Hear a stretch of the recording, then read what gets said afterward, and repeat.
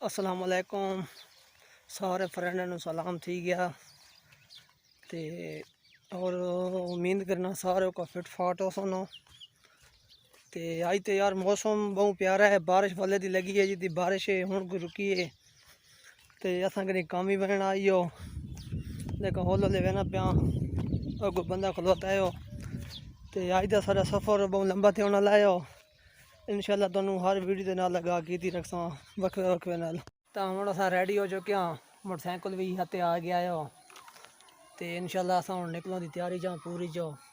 بس ایک بندے دا انتظار ہے آنے تے بعد انشاءاللہ سفر نو شروع کرنے ہاں۔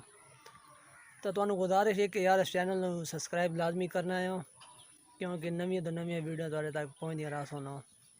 تا تواڈی دعا نال بس اساں ہن نکلدے پئے میاں علی تے انشاءاللہ تانوں اج میاں علی شہر تے پورا وزٹ کروانے ہاں تے اس ویڈیو نال جڑے رہو تے ساڈا سفر شروع ہے، بہت اچھا سفر ہے، بارش بھی دا موسم ہے تے آج موٹر سائیکل تے سفر کرن دا کوئی بھی ذرا بھی پرواہ نہیں تھی پئی ہو تے اساں بخیر تو ہن نکلے وینے ہاں بخیر کراس کیتا تے یار بارش بھی ہلکی ہلکی آن لگ گئی ہے، اچھا موسم ہے تا اساں میاں علی شہر وچ پہنچ آئے ہاں۔ تو دیکھ سکتے ہو کوئی نکا سارا سامان گنا ہے، اساں کہ سامان گنے گنا تے اگوں تے ٹر دیاں انشاءاللہ تانوں پورا میاں علی دے شہر ایک سان تے تانوں 100 چاسا سی اگوں تے چلدے ہاں اگوں تے وہیں کے تھوڑے بہت شوٹنگ کرنے ہاں تے انشاءاللہ آج تے ویڈیو چڑھ سی تے انشاءاللہ تانوں بہت مزہ آسی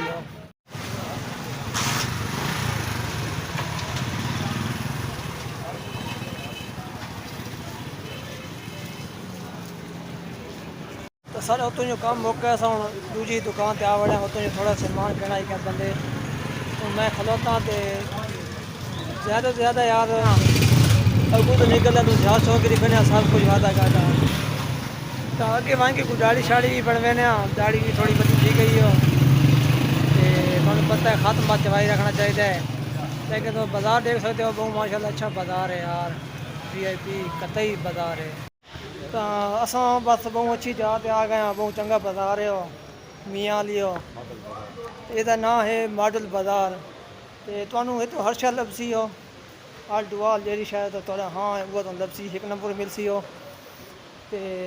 بڑا وی آئی پی نظام ہے تے تو دیکھ سکتے ہو سارا ماحول پیچھے بہت اچھا نظام ہے تو ہن اساں ذرا پھردے ودے ہاں سانوں کچھ شے دی ضرورت ہے تے تو دیکھاں چیک کرنے ہاں دیکھاں انشاءاللہ تے تانوں دکھانے ہاں کہ کیڑی شے اساں گھندے پئے ہاں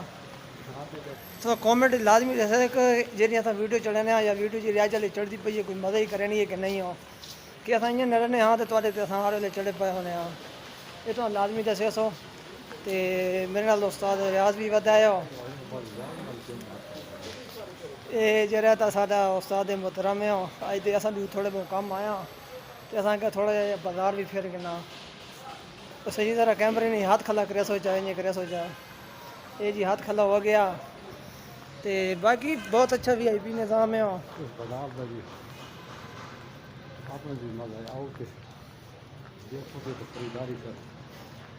تے اس بازار تے باقی ایک مزہ ہے کچھ گنو نہ گنو بندہ پھر ٹر کے تے بندہ مڑ رہنا لازمی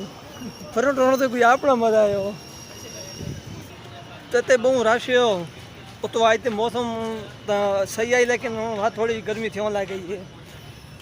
تے اللہ پاک خیر آنے مت اللہ پاک راضی تھی نہ ہوے تے اساں جڑا سامان گننا گن کیتا سے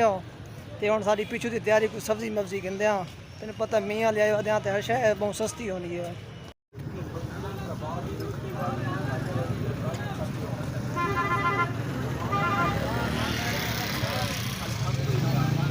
اساں فائنلی آ کے اڈے تے باغ آیا تھوڑا سامان سبزی مبزی گنن گیا تے استاد ریاض تے میں تو سیدھی گل تھکاں تے تھک کے تے بعد تھی میں کہ میں کو نہیں ٹری نا تے میں ہن بیٹھا ہوں کون کتنی دیر لینا ادھا گھنٹہ لینا 10 منٹ لینا 15 منٹ لینا تو اس تو بعد جڑی گل ہو سی وہ بعد تھی سی تو ساڈے سارے کام ہو گئے تے اساں ہن انشاءاللہ تو نکلن دی تیاریاں چھاں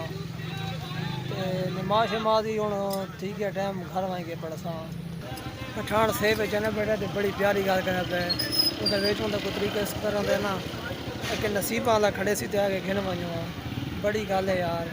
چھوٹا جہا بچہ بڑا ذہین بچہ ہے تو فائنلی وہ سارے کو پہنچ چکا ہے سامان سارا مکا کے 10-15 منٹ لائس لے کے نہ گیا ہے تو ہوں اصل نکلنے کی تیاری کرنے ہاں خیر دی ہوں ساری واپسی یہ 28 بج گئے نا آج پورے جھاڑ میاں علی کو پا دیتی ہے تے انشاءاللہ امید ہے تانوں ویڈیو پسند آئی ہو سی